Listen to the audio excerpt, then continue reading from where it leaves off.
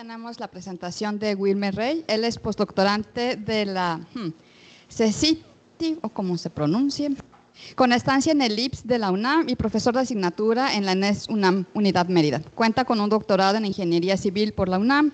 Ha centrado su investigación en la gestión de riesgo costero, especialmente en el impacto de eventos extremos en la costa, combinando con la evaluación de la vulnerabilidad del socioecosistema costero con modelación hidrodinámica, mediciones in situ y percepción remota.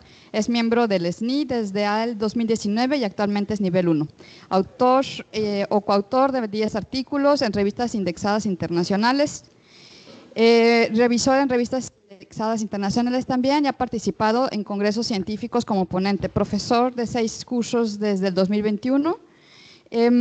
Tanto en la ENES como en la Universidad de Cádiz. Es director de tesis de licenciatura y de posgrado. Ha participado en 7 comités sinodales a nivel licenciatura y posgrado, así como en proyectos nacionales con instituciones como Estados Unidos, Perú, España y Colombia. Y es parte del padrón de tutores del programa de posgrado en Ingeniería y en Ciencias de la Tierra de la UNAM. Bueno, muchas gracias, Wilmer. Muchas gracias, Ruth. Bueno, pues muy buenas tardes a todas y a todos y también a los que están en este momento vía online, que están observando esta plática. Muchas gracias por la asistencia y pues el día de hoy quisiera contarles acerca de varios estudios que hemos realizado en Yucatán y pues coinciden en que todos están relacionados con la gestión de riesgo. El título de la plática pues sería Evaluación de riesgo a inundaciones costeras en Yucatán. Al inicio pues voy a dar una breve introducción acerca de la motivación. Vemos que México y en especial la península de Yucatán se encuentra en un área susceptible y expuesta al paso de ciclones tropicales. Podemos ver en esta imagen los ciclones que han pasado desde el 1852 hasta el 2022 y esto hace de que México esté expuesto a los ciclones tropicales y aquí podemos ver un atlas, podemos ver que Yucatán específicamente y los estados costeros del Golfo de México como el Pacífico, podemos ver los que están en un riesgo muy alto. ¿Cómo va el semestre? Un desastre. También no solo al paso de ciclones tropicales, sino también de eventos de tormenta. Podemos ver aquí el paso de un evento de norte, cuando estos eventos se acercan a la península, podemos ver cómo los vectores de viento hacen que se acumule agua a lo largo de la parte norte de la península y el nivel del mar, como podemos ver en la figura inferior de la derecha, aumente debido al paso de estos eventos. También podemos ver que el cambio climático pues, es una realidad y tenemos varios escenarios de aumento del nivel medio del mar asociados a cada una de estas proyecciones con las trayectorias socioeconómicas compartidas y podemos ver en esta tablita que esas proyecciones van desde 0.28 hasta 1.01 metro.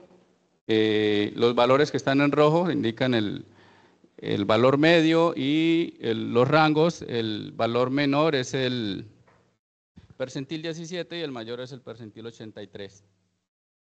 En cuanto a Yucatán podemos ver que en cuanto a los niveles del nivel del mar, los máximos niveles del mar se presentan en otoño y el oleaje más energético se presenta en invierno, están asociados al paso de nortes. Podemos ver aquí que asociado a estos peligros, pues también tenemos la parte social. Desde los años 70 hay un aumento de la población asociado a desarrollo turístico y en el último censo tenemos que hubo un aumento de la población del estado de Yucatán del 18.68%. También podemos ver que debido al incremento de los asentamientos costeros hay una degradación de los ecosistemas y también en la figura superior podemos ver que la costa de Yucatán se caracteriza por sistemas de islas de barrera, que en la parte trasera pues tenemos cuerpos de agua que algunos se conectan con el mar, algunos de ellos se fueron de forma natural y otra de manera artificial. Por otro lado, tenemos que de la República, pues la costa de Yucatán es de las áreas más bajas, en promedio son 10 metros. Sin embargo, si lo vemos en la parte costera, podemos ver con base a datos LIDAR con una resolución de 1 metro, que los valores oscilan entre los 2 y, bueno, la media es alrededor de 2 metros.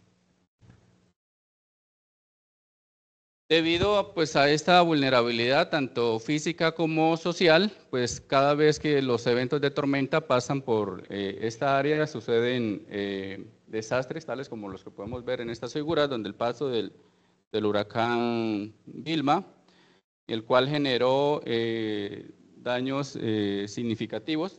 Esto es en Holbox.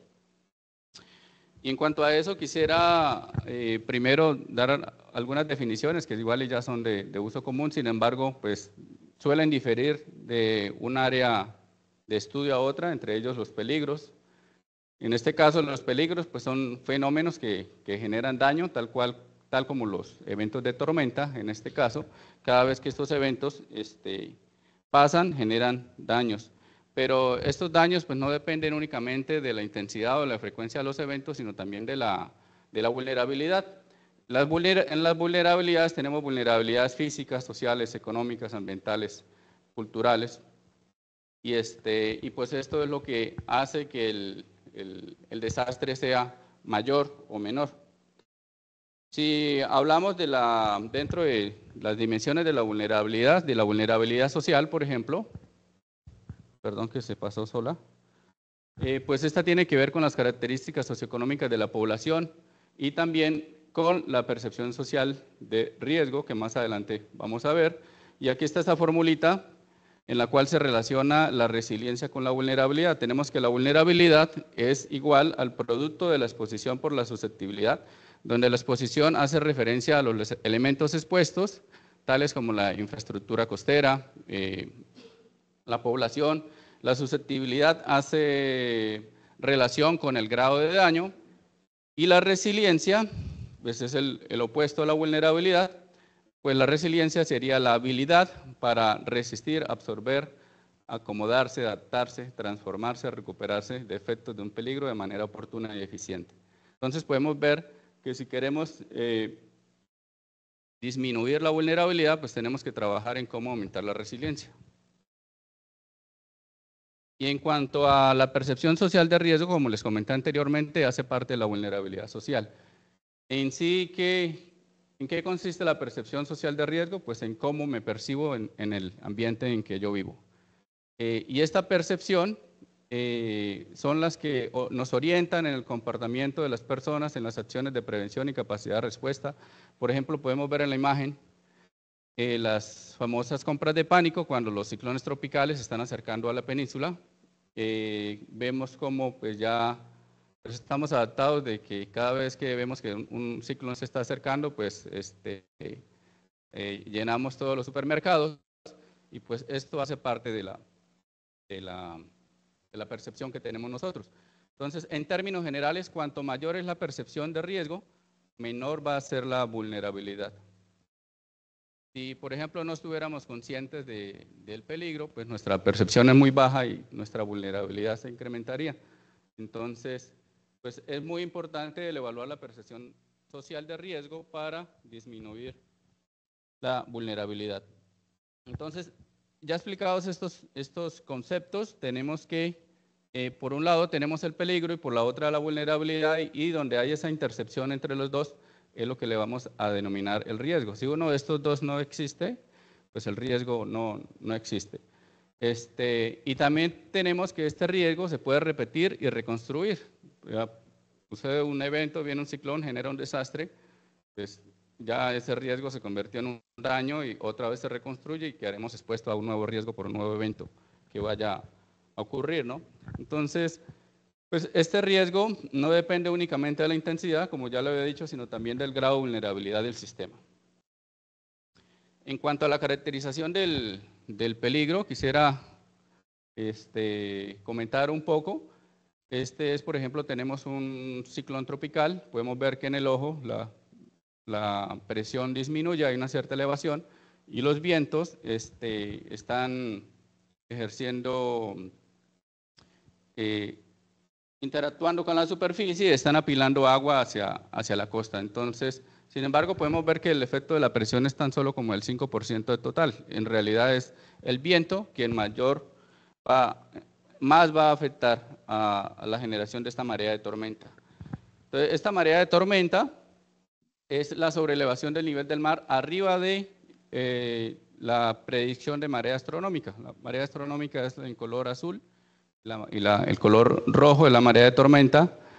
La suma de estos dos sería el storm tide, que sería en inglés. Esta marea de tormenta, ¿de qué va a depender? De todas estas características.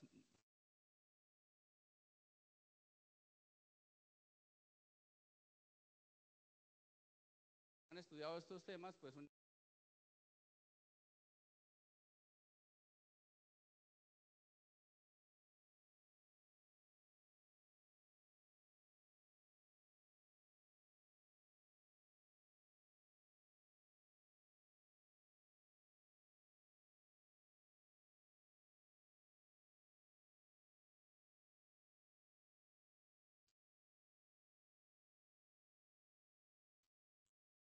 plataforma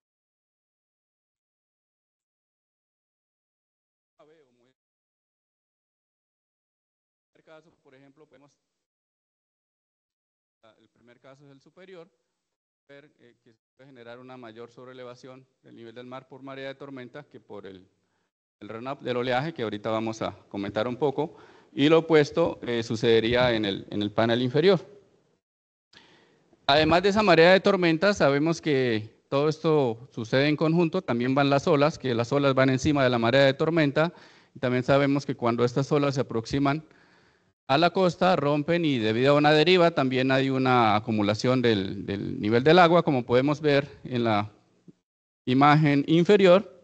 Podemos ver las diferentes contribuciones por marea, por ejemplo aquí tenemos marea alta, el storm surge, que es la marea de tormenta, y el run-up, que es la contribución por el oleaje. Entonces, una vez que se tienen todas estas contribuciones, es que vamos a tener el mayor alcance del nivel del agua en la playa. Aquí podemos ver otro gráfico parecido al que mirábamos, podemos ver la contribución por el presión y viento, que las dos serían marea de tormenta, y por el run-up del oleaje. Entonces, la pregunta sería, ¿y cuál de todas estas contribuciones aportan más a la sobrelevación del nivel del mar en la costa? Para ello, para responder esto, hicimos un pequeño ejercicio en una isla en el Caribe colombiano, en el cual usamos el modelo SBISH y comparamos para el máximo del nivel del mar. Para ese momento, el máximo nivel del mar durante el paso de la tormenta, y para ese máximo podemos ver que aquí en las barritas podemos ver que por el run-up se tuvo el 56% y la marea de tormenta fue el 46%. Para este perfil que vemos, este transepto, perdón, tenemos aquí en la parte superior derecha de la isla. Sin embargo, si observamos otro transepto en la parte izquierda, donde pues es la parte que la isla en la parte este pues ofrece la sombra, entonces las olas aquí solo por difracción estarían aportando. Entonces la marea de tormenta es quien más aporta a la elevación del nivel del mar en la parte oeste de la isla. Por marea de tormenta sería el 80% y el run-up sería como el 23% aproximadamente. Entonces, dependiendo del área de la isla, una u otra variable va a aportar más. Para ambientes insulares, pues tendríamos mayor contribución del run-up que para áreas, por ejemplo, con una pendiente suave y amplia, como es el caso de Yucatán. He enumerado los casos y volviendo otra vez a Yucatán, tenemos el caso 1 en el cual evaluamos el impacto espaciotemporal de tormentas en la costa de Yucatán durante el paso de huracanes y de nortes.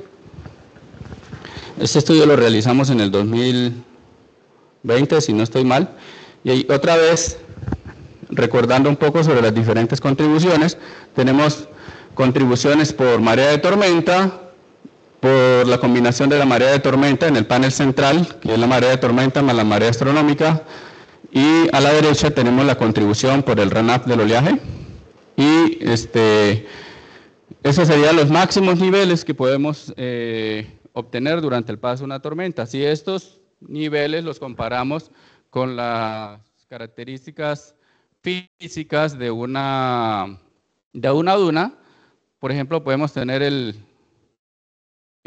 pie de la duna y la cresta de la duna, y si estos dos valores los comparamos con estas contribuciones, en el primer caso el R-low, que está conformado por marea, más marea de tormenta, más el wave setup, y el R-high, perdón, es marea más marea de tormenta más el run-up del oleaje, y comparamos estos niveles con el pie o la cresta de la duna, podemos ver cómo la costa va a responder durante el paso de un evento de tormenta.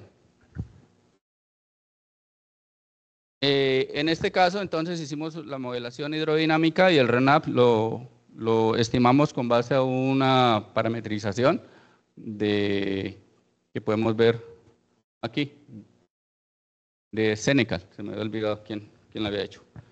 Entonces, si comparamos el pie y la cresta de la duna con estos niveles, podemos tener diferentes regímenes, como son el swash, la colisión, overwash e inundación. ¿Cuál es el más fuerte? Pues sería inundación, donde hay un total rebase, o sea, los niveles del agua están arriba de la cresta y esto va a generar erosión de la duna, o sea, es el que más va a ejercer efectos. Para este caso evaluamos Gilberto e Isidoro, y lo primero que tuvimos que hacer entonces fue caracterizar el pie y la cresta de la duna en este transepto. El 0 es aquí cercano a Yucalpetén y 41 kilómetros es aproximadamente Telchac, y esto lo hicimos cada medio kilómetro para ver durante el paso de estos dos eventos cómo respondería la costa ante estos dos eventos. Podemos ver a la derecha donde dice de high, que es la altura de la cresta, cómo varía espacialmente, de low, que es el pie de la duna, y el R high y los diferentes niveles que explicaba anteriormente aquí en la parte izquierda, y podemos ver que espacialmente sería esta figura, que durante el paso de Gilberto, pues el régimen fue inundación casi para todo, excepto para esta parte donde la altura de la duna fue la mayor. Entonces, ¿cuál es la conclusión de esto? Que mientras más conservada esté nuestra duna y la altura sea mayor, pues mejor va a ser la protección que vamos a tener respecto al paso de estos eventos. Esto también lo podemos ver temporalmente. En la parte izquierda, en el eje de la Y, perdón, tenemos la posición de la costa, y en el eje X tenemos el tiempo, que fue la duración de las simulaciones, tanto para Gilberto, que está en la parte izquierda, e Isidoro en la parte derecha. En el panel superior tenemos la contribución por el run-up del oleaje. En el segundo, el que le sigue de arriba hacia abajo, tenemos el R-low, en el inferior el R-high, y en el último, en el inferior, pues tenemos los diferentes regímenes de inundation. Podemos ver que para Gilberto, por ejemplo, pues el color moradito casi fue a la hora 20, casi toda la costa estuvo inundada. Como conclusión, entonces, pues prácticamente lo que les había estado comentando, la importancia de la conservación de las dunas como nuestra primera defensa natural. Y durante el paso de Gilberto, el régimen más importante fue inundación, y para Isidoro Overwash, pues esto está relacionado con la intensidad y los parámetros de cada uno de estos eventos. El segundo caso que quisiera comentarles es este, que fue el de la evaluación de riesgo de inundaciones por ciclones tropicales en Yucatán y en Campeche, en el cual se usaron eventos hipotéticos. Para esto usamos el modelo SLOSH y usamos diferentes trayectorias en las cuales los ciclones tropicales se pueden aproximar a la península. Y para cada una de estas direcciones usamos diferentes trayectorias paralelas, tal cual como podemos ver en el panel de la derecha. En total hicimos simulaciones de 39.930 eventos. Para cada una de estas direcciones usamos dos tamaños de tormenta diferentes, 3 velocidades de traslación, 6 categorías de tormenta tropical a categoría 5, y usamos 2 niveles de marea. Entonces, con todas estas combinaciones, estimamos las envolventes. Las envolventes por cada dirección, considerando todas estas combinaciones y todas estas direcciones, calculamos lo que se llaman los MIOPS. Y si calculamos, y si tenemos en cuenta todas las direcciones para la misma intensidad, vamos a estimar la envolvente para los MOMS. Y esto nos permite estimar, generar mapas y estimar cuáles son las áreas más susceptibles a inundación, dado que se están cubriendo las diferentes direcciones y los diferentes parámetros de las tormentas. Sin embargo, ahora metiéndonos un poco en la parte social, sí caracterizamos el peligro, pero no tenemos caracterizada la interacción con el socioecosistema, pues tenemos algo incompleto. Entonces, ello tomamos en cuenta los indicadores del censo del INEGI del 2010. Bueno, este trabajo se publicó en el 2019, ya está un poquito atrás. Tenemos diferentes indicadores. Esos indicadores, acorde a ciertos estudios, se les dio un cierto peso a cada uno. Luego se integraron en un solo indicador. Y de ello, entonces, vamos a obtener este mapa de vulnerabilidad para el estado de Campeche y para el estado de Yucatán, donde la vulnerabilidad más alta pues estaría en Mérida. Esto está asociado a como la metodología que se usó, en la cual el número de habitantes influía bastante. Pero bueno, era uno de los indicadores que más influían, y por ello es que Mérida fue uno de los municipios más vulnerables. Y bueno, se hizo una escala municipal. Entonces, en la parte de la izquierda tenemos, bueno, los MOMS del peligro, y en la parte de la derecha tenemos los MOMS del riesgo. Entonces, estos MOMS de peligro van desde 0 a 12 metros. Esto es únicamente por marea de tormenta. Hay de recalcar también las limitaciones en la topografía. No fue la mejor. Se trabajó para ese entonces con lo que teníamos. En parte usamos la Etopo en el continente, lo cual pues no es lo mejor. Sin embargo, podemos ver que conforme aumenta la categoría, teniendo en cuenta, conservando los mismos parámetros, pero solo aumentando la intensidad, podemos ver cómo la mancha de inundación va aumentando. En la parte izquierda es para marea baja, y en la parte derecha, los paneles B, D y F, es para marea alta. Y lo mismo para el riesgo. Entonces, cuando combinamos estos mapas de peligro con el mapa de vulnerabilidad anteriormente, entonces vamos a tener los MONS de riesgo. Esto es esta categoría 3. Y aquí tenemos para categoría 3, 4 y 5. Entonces, como podemos ver, las áreas en mayor riesgo se encuentran en estos dos estados. Se encuentran en la isla Ciudad del Carmen, en Campeche, y algunos municipios del estado de Yucatán. Son los que están en mayor riesgo. Entonces, en cuanto a las conclusiones, pues los municipios con mayor vulnerabilidad son estos que tienen mayores carencias en términos de movilidad, educación, acceso a la comunicación y el mayor número de habitantes, que son los factores que tuvimos en cuenta. Y los municipios con mayor riesgo es donde se da el traslape entre estos dos, entre cuáles factores, entre las mayores profundidades a la inundación y donde se encuentran los grupos socialmente más vulnerables. Entonces, a eso le denominaríamos que son las áreas más en mayor riesgo. Tenemos otro caso de estudio que lo he denominado el caso 3, que el anterior vimos que lo trabajamos a nivel estado y este es para para progreso. Replicamos dicha metodología, pero que usamos otras metodologías, entonces lo usamos a una escala más local y a una mayor resolución. Esto ya los había mostrado y para acá implementamos otro modelo numérico, que es este, es el MAI 21, generamos un reanálisis de nivel del mar de 30 años, esta fue la validación, que es bastante buena, y seleccionamos un evento para estimar este riesgo. Ese evento fue un evento de norte, y para ese evento de norte, y como teníamos niveles del mar de 30 años, estimamos el periodo de retorno para ese evento, el evento A en este caso, que es más o menos como de alrededor de entre 3 y 4 años. Y este es la mancha de inundación asociada a ese evento. Fue un evento fuerte, sin embargo ocurrió durante una marea baja y por ello el impacto no fue tan fuerte en términos de mancha de inundación. Sin embargo, si ese evento hubiese ocurrido en una marea alta, pues esta mancha de inundación que estamos viendo sería muy mayor.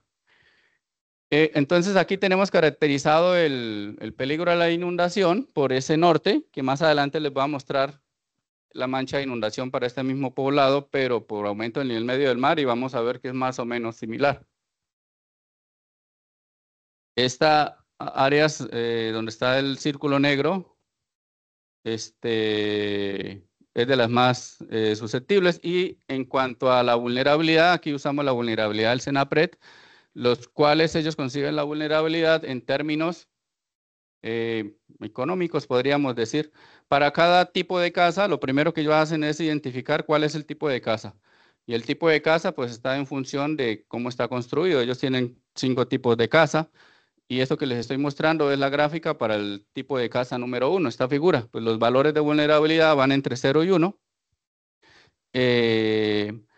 Y están en función de la profundidad. O sea, cuanto mayor es la profundidad de inundación, la profundidad de inundación, para quien no están, no la conocen, es la altura del nivel del agua respecto al piso, donde nosotros estamos parados. Si esto se inundara y me llegara el agua a la rodilla, pues la profundidad de la inundación sería como 30 centímetros. Entonces, dependiendo de ello, se tienen las vulnerabilidades. Entonces, hicimos este estudio a nivel lote en progreso. Y para estimar la evaluación de riesgo a la inundación por el CENAPRED, consiste en multiplicar el costo del menaje. El menaje le llaman a todos los enseres que se tienen dentro del hogar, como no sé, la sala, tapete, todo lo que se puede mojar y se puede dañar. Eso le llaman menaje. Multiplicado por la vulnerabilidad, que es en función de la gráfica que les mostré anteriormente, y multiplicado por la probabilidad de ocurrencia del evento. De esa manera se estima el riesgo según el CENAPRED. Perdón. Nosotros propusimos una versión 2, que es como una modificación, que en vez de usar la vulnerabilidad del CENAPRED, usamos la nuestra, la socioeconómica. ¿Qué es lo que ocurre con la nuestra? Que haya o no haya inundación, pues tendríamos valores de vulnerabilidad, pero según la del CENAPRED, si hay un área que está seca y no se mojó, no es vulnerable. Y una última, que es la de un índice, que consistió en multiplicar el peligro por la vulnerabilidad, el peligro en función del tirante del agua normalizado y multiplicado por la probabilidad de ocurrencia, pero en este caso vamos a tener un índice.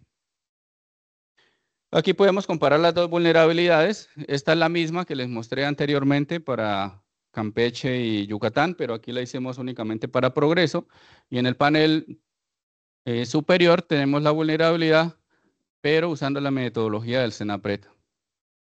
Entonces, podemos ver que, como les comentaba, en las partes que no se que están secas en el Senapred, pues dicen que no son vulnerables.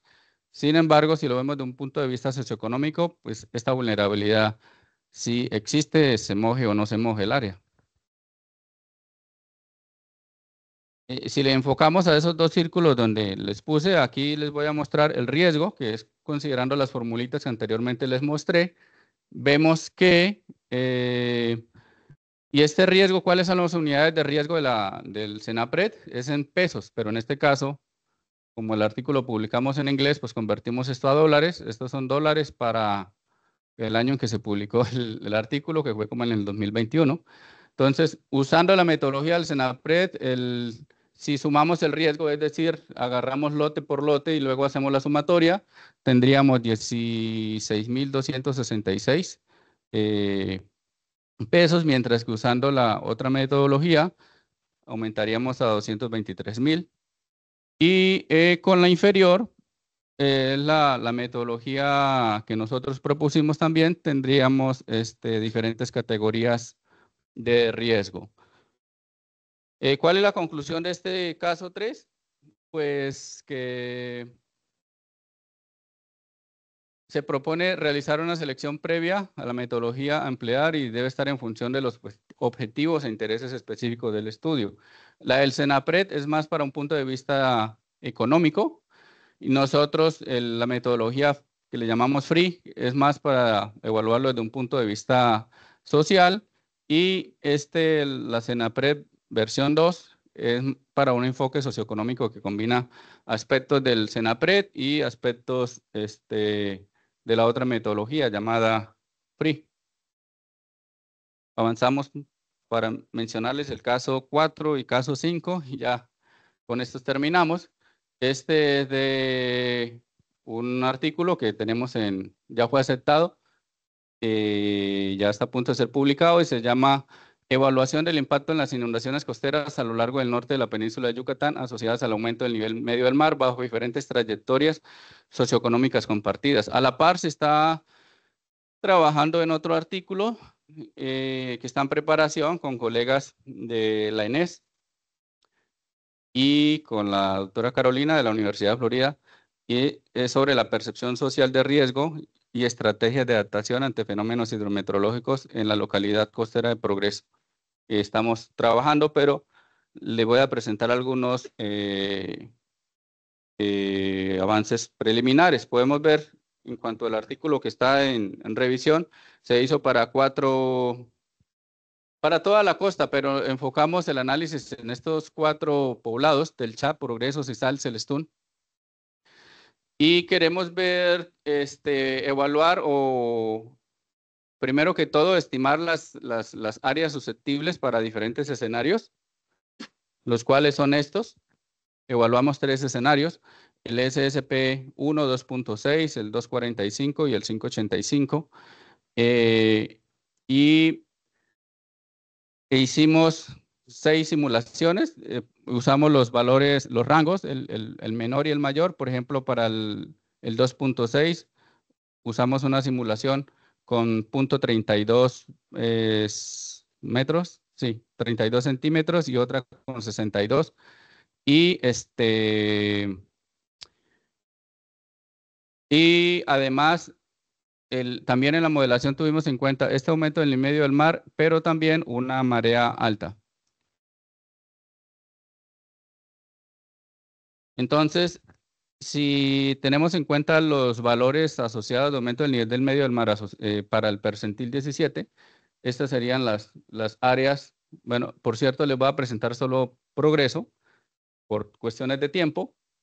Y estas serían las áreas expuestas a inundación en Progreso y para el percentil 17. Y para los valores más altos, o sea, el percentil 83, estas serían las diferentes áreas. Y estos valores, estos colores como morados, son las manzanas, con las cuales se hizo un análisis para ver la cantidad de manzanas que serían afectadas para cada escenario. Le damos un zoom al peor escenario, que es el 83, el SSP 585, que esto es si aumentara 1 metro. 110 centímetros, 1.01 metro.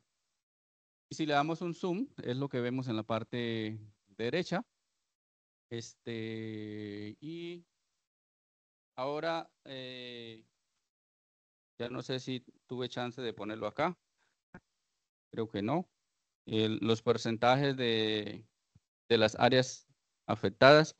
La exposición a la inundación. Entonces, evaluando la exposición a la inundación, podemos ver que si retrocedemos un poco y vemos, por ejemplo, el mapa anterior, que a lo largo de la ciénaga, olvidé mencionarle, bueno, sí, creo que ya lo dije, en la parte sur de la isla Barrera tenemos la laguna de Chelén, y a lo largo de esa ciénaga, pues es donde hay una mayor concentración de habitantes, como podemos ver en este mapa del INEGI, del censo del 2020.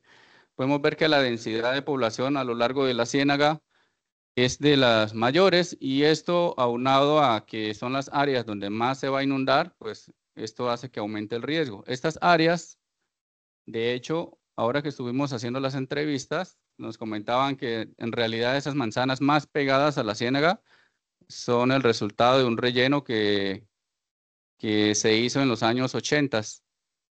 Parte de esas manzanas era ciénaga, se hizo un relleno y ahí se hicieron asentamientos. Entonces, de hecho, en las entrevistas algunos de ellos me decían, si cavo un hueco de 20 centímetros en la sala de mi casa, puede salir agua. Porque en realidad están sentados sobre lo que antes era una ciénaga.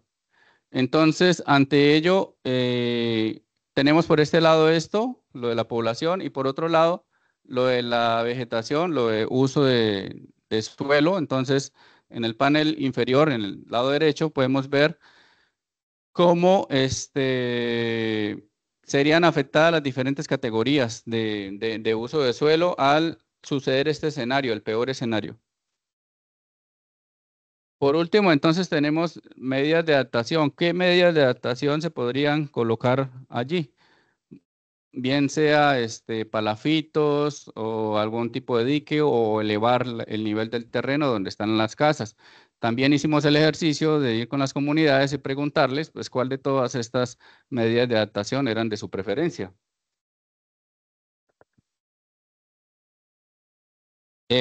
Una medida de adaptación que tuvimos en cuenta, bueno, consideramos, fue la de colocar un dique a lo largo de la ciénaga. Sin embargo, eso se hizo de una manera muy simplificada y omitiendo varias cuestiones geológicas, como esto que les comento, lo de la filtración, debido a que ciertas manzanas están encima de donde antes era eh,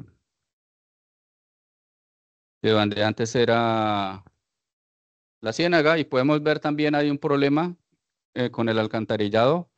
Por ejemplo, estos pozos, de cierta manera, vi que se usan para cuando hay lluvias, se vacía hacia la ciénaga. Sin embargo, cuando el nivel de la ciénaga aumenta, pues empieza a salir agua por aquí e inunda toda la calle. Entonces, pues son cuestiones que se tenían que considerar si se decidiera, por ejemplo, poner un dique. Y además también considerando pues la karsticidad del terreno, no sería nada raro que se encontrara, por ejemplo, alguna fractura y saliera también agua, ¿no? Alguna parte de la calle, aunque no sería tan común, pero se debe de considerar eso también. Entonces, también hicimos, ya para terminar, las entrevistas, la evaluación de percepción social de riesgo. En realidad, pues esto, ¿a qué conlleva? A respondernos el cómo queremos que nuestra zona de estudio sea después de un desastre. Entonces, para ello se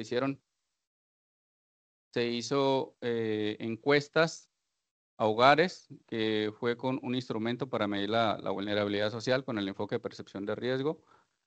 Y usamos esta aplicación que se llama Cobo Toolbox, en la cual este instrumento lo está liderando la doctora Diana Castillo de la ENES.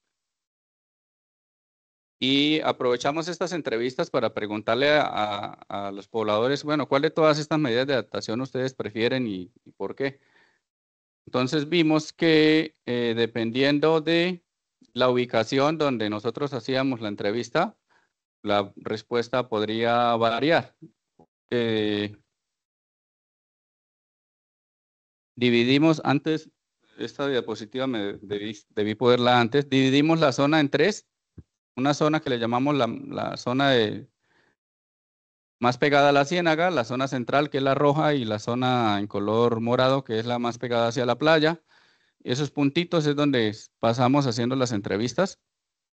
Y en cada una de ellas, pues les preguntamos, ahora sí me regreso, y podemos ver que si les preguntamos a las de la playa, o sea, ¿cuáles son las medidas de adaptación? Poner un dique en la ciénaga, elevar el nivel del terreno en la casa, o la plantación de vegetación en la ciénaga, o la construcción de palafitos. Y podemos ver que para la ciénaga, por ejemplo, lo que a ellos les interesa es pues no mojarse, ¿no? Dijeron, no, nosotros preferimos de que el nivel del terreno donde está nuestra casa lo elevemos para que cuando el nivel de la ciénaga aumente, pues no nos vayamos a mojar, ¿no? Mientras que los que están hacia la zona central o hacia la playa, pues preferirían que plantaran vegetación a lo largo de la ciénaga.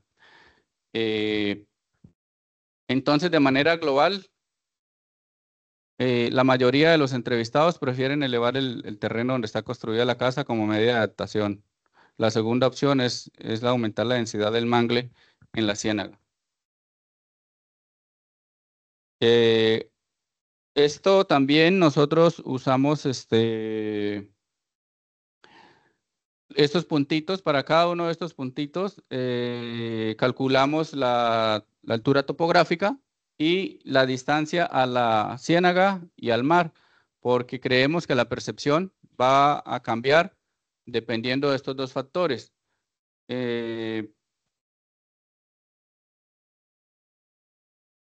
Aquí tenemos un mapa de información, topografía LIDAR. Y con base a esta información, pues sacamos para cada punto, estimamos la altura topográfica y podemos ver que las alturas a lo largo de la ciénaga están entre 0.8 y 1.45 metros. La zona central está como entre 1.45 y 2, y la zona más cercana como hacia la playa está entre 2.1 y 2.75. Y esto como un análisis preliminar.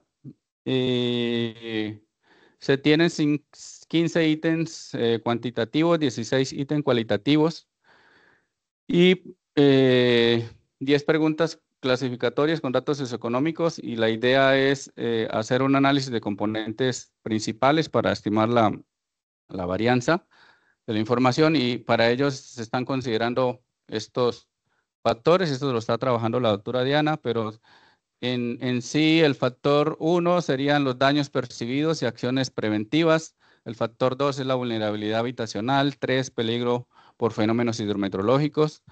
4, capacitación y respuesta comunitaria. 5, referencias de emergencia. El 6 es el aislamiento y la evacuación. Y ya para terminar, pues tenemos que estos estudios, en cuanto al 4 y al 5, nos permitió el modelo hidrodinámico hacer el traslape entre la mancha de inundación y los elementos expuestos. Bueno, la segunda ya les había comentado. Entonces, con la tercera podemos decir que el daño por inundación depende del evento que la genera y también de la respuesta a dicho peligro, y por ende es crucial implementar medidas de adaptación o de resistencia que incluyan las condiciones locales y también la cultura, es decir, tener en cuenta la comunidad en esas medidas de adaptación para que las soluciones sean exitosas. Esa fue las referencias usadas, y pues muchísimas gracias por su atención. Quedo atento a cualquier pregunta.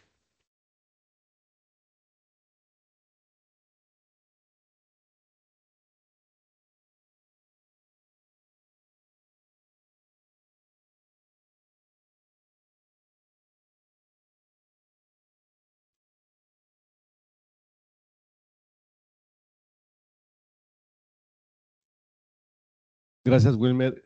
¿Cómo puedes saber qué parámetros o qué valores tiene la, el- la vulnerabilidad y todos esos factores que mencionaste?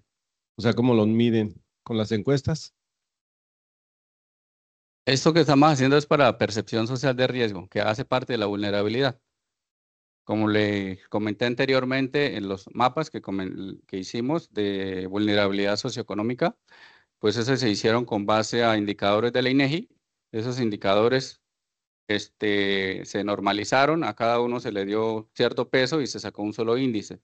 Sin embargo, en esta percepción social de riesgo que estamos estimando, eso es aún preliminar, y vamos hacia donde creo que va su pregunta, a estimar un índice, ¿sí? Donde la idea es estimar por cada punto donde se hizo la entrevista un índice de la percepción.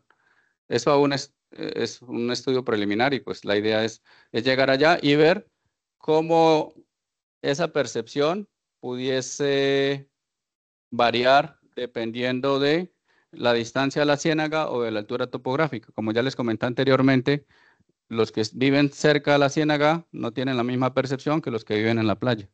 Eso está aún en análisis y pues esto es algo preliminar. Estamos trabajando en ello. Ok, ahí me surge otra pregunta. Entonces, es como que un aproximado, ¿no? Para darse una idea de un mapa de riesgo aproximado. Sí, claro. Y pues ante esto, difiere un poco cuando se trabajan en temas sociales, como lo hacemos en ingeniería o ciencias exactas, de que como que siempre hay metodologías establecidas. En ciencias sociales, las metodologías para estimación de vulnerabilidad pueden diferir. ¿Y de qué van a depender? De la disponibilidad de los datos. De cierta manera, pues nos debemos de acomodar a los datos que tenemos disponibles.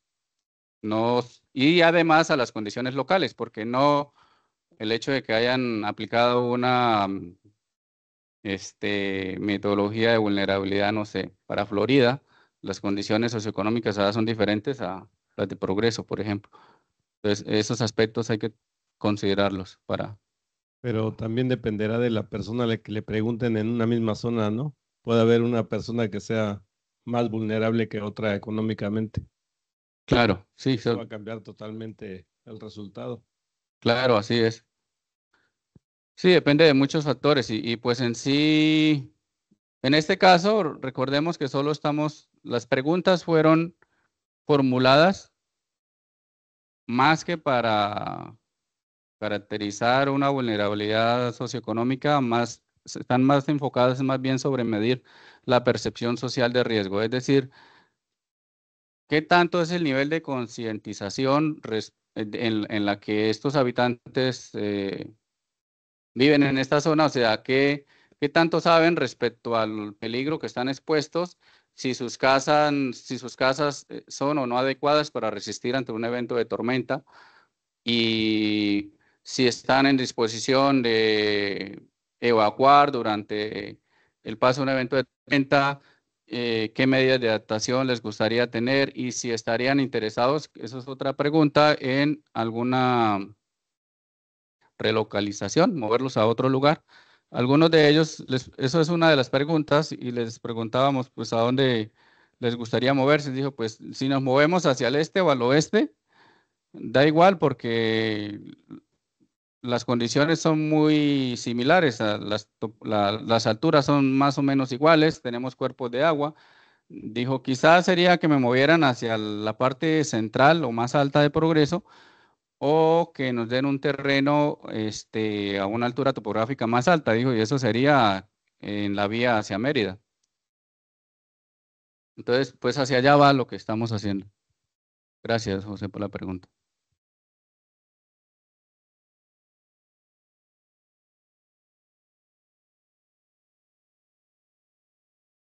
Gracias, Wilmer, por la presentación. Con respecto a la inundación de la duna, ¿hay algún dato digamos, de eventos en la temporada de huracanes y nortes que sobrepase la duna? O sea, por ejemplo, de 10 eventos, dos sobrepasan o inundan? ¿Hay algún dato así como para...? Histórico, observado, ¿te refieres? Sí, o un promedio, sí, una probabilidad, ¿no? Por ejemplo.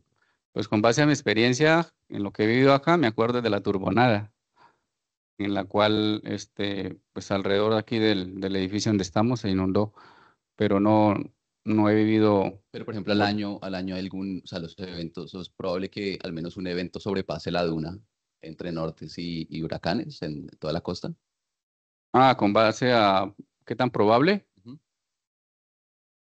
ese dato no se lo tendría. Pues sí, sería hacer un análisis extrema, si lo que te interesa es aquí CISAL, supongo, ¿verdad? Si hay datos, por ejemplo, se podría hacer un análisis extremal con base a esa información y estimar pues una curva de periodos de retorno para ver, pues, por ejemplo, para diferentes periodos de retorno, qué niveles se alcanzarían. En eso, si gustas, luego lo podríamos platicar. Vale, gracias. ¿Alguien?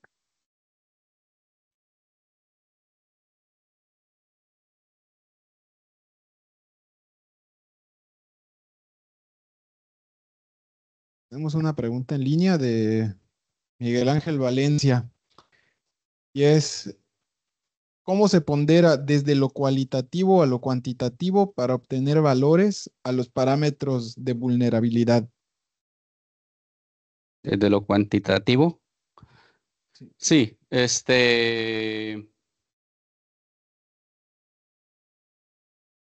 en realidad, como ya les comentaba, así como que no existe una única metodología de hacerlo. Eh, por ejemplo, le pongo un ejemplo, los que hacen bueno, los hacen aquí en el LANRES, ¿no? Las tarjetas de reporte. Estos indicadores, se me olvidó el nombre de quien primero llegó con esa idea.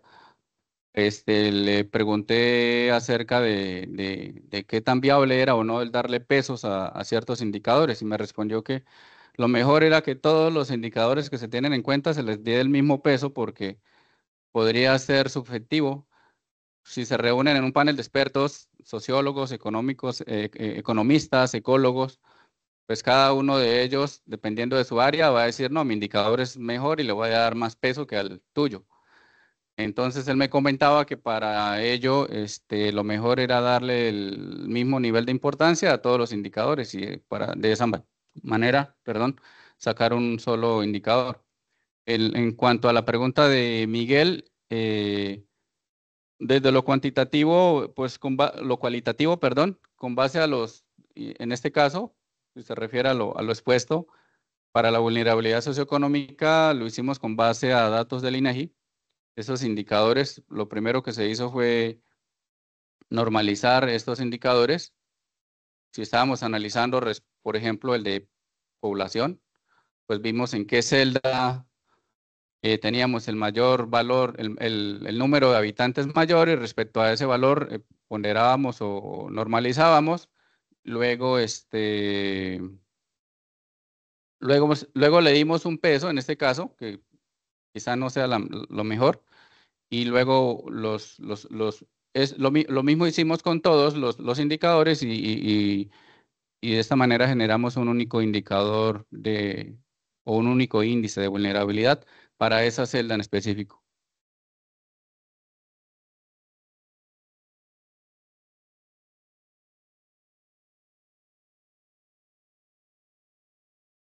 Dos comentarios del doctor Paulo. Es uno, el huracán Milton hizo que el mar atravesara completamente la península de Celestún, pero aparentemente nadie fue a medir marcas de agua. Y creo que complementando el tema que mencionabas, en los indicadores de tarjetas de reporte, en efecto se procuraba dar, no dar peso, pero existen metodologías para hacer de manera bastante objetiva y para allá vamos. Muchas gracias.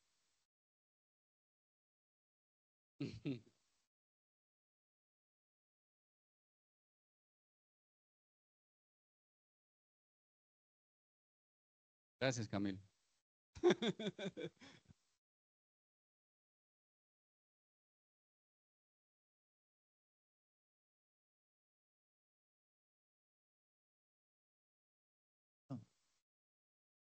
Gracias. Como mencionabas en la primera publicación, que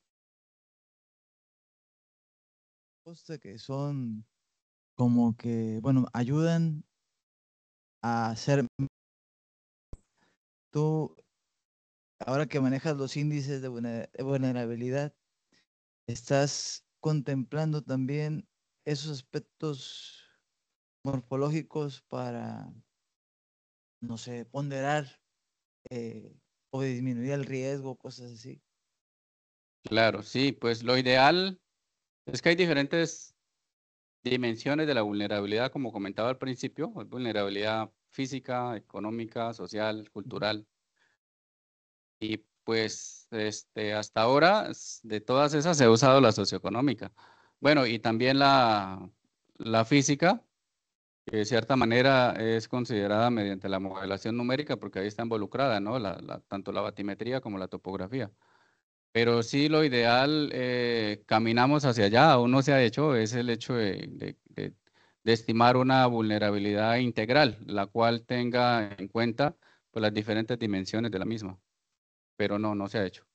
Okay. Bueno, entonces, por ejemplo, Protección Civil, en el caso del estado aquí de Yucatán, tiene, bueno, supongo que tiene conocimiento cuáles son las áreas físicamente más vulnerables, ¿no? Supongo yo. O sea, ¿hay alguna información que te dé a ti como investigador sobre el tema que te dé idea qué tan documentada están las autoridades para, de cierta manera, tú, pues tú ver más o menos tu aportación también Claro, hacia esas instituciones? pues las autoridades, pues estamos en un gobierno nuevo ahorita, ¿no? No sé qué tan informados estén respecto al tema, pero sí sé que hay bastante información. De hecho, todas las publicaciones que han salido de este laboratorio al respecto, ¿no? Y pues han recalcado en el hecho de la importancia de la conservación de las dunas como primera defensa natural ante el paso de eventos extremos. De que ya hay información. Yo creo que valdría la pena la interacción, que de cierta manera he intentado, no sé aquí qué tanta interacción haya con las diferentes instituciones, tomadores de decisiones, en este caso, pues los gobiernos de los tres órdenes, que sería lo más importante de que estuvieran enterados. Quizás en el chat haya alguien, sí invité a algunos, ojalá nos estén escuchando. Hubiera estado bien invitarlos, ¿no? Sí. Bueno, muchas gracias, ¿eh? Gracias, Camilo.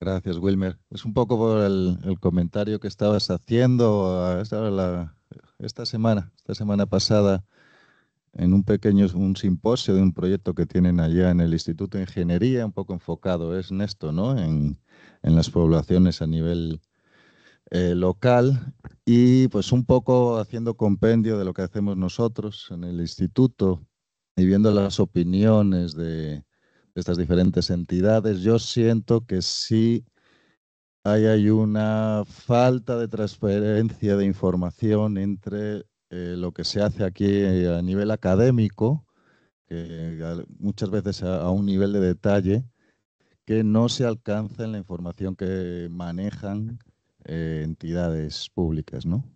Esto desde el punto de vista que si te paras a revisar un poco los atlas de riesgos que se manejan, estatales, municipales, la información muchas veces en este tema de eventos extremos hidrometeorológicos, sobre todo, ¿no? Costeros, se emplean metodologías para desarrollar los atlas que al final son la base principal de fuente de información, ¿no?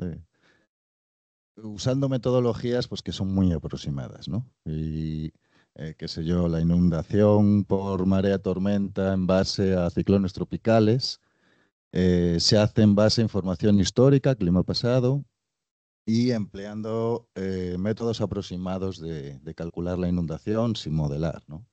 Entonces, sí disponen de información, pero no es precisa. Entonces, la información que generamos acá, siento que evidentemente no la podemos, creamos las metodologías, pero no lo podemos implementar en todas partes, pero siento que no se están empleando. Quizá por capacidad, ¿no? Elaborar un atlas de riesgos, son muchos riesgos en una región, ¿no? Volcanes, terremotos, de todo, ¿no? Olas de calor, todo lo que quieras. Entonces, entrar a detalle en cada una de ellas es complicado, pero yo siento que ya hemos desarrollado, existen metodologías como lo que usa Wilmer, eh, para tener cálculos más precisos y siento que no se están utilizando. Entonces, ¿qué pasa? Si usas una metodología del CENAPRED de inundación por marea tormenta, que es muy aproximada, si tú le pones un categoría 5 como Otis a Acapulco, inundas el mundo entero, ¿no? Todo lo que esté por debajo de 15 metros de altura topográfica queda inundado. Entonces, o en Manzanillo, inundas toda la ciudad, entonces, ¿dónde colocas los lugares de acopio, los planes de evacuación, etcétera, ¿no? Entonces, siento que sí hay trabajo que hacer. Wilmer, no Gracias, Pablo, por conozco el el trabajo, comentario. entonces no tengo muchas preguntas. Gracias. No, gracias por el comentario.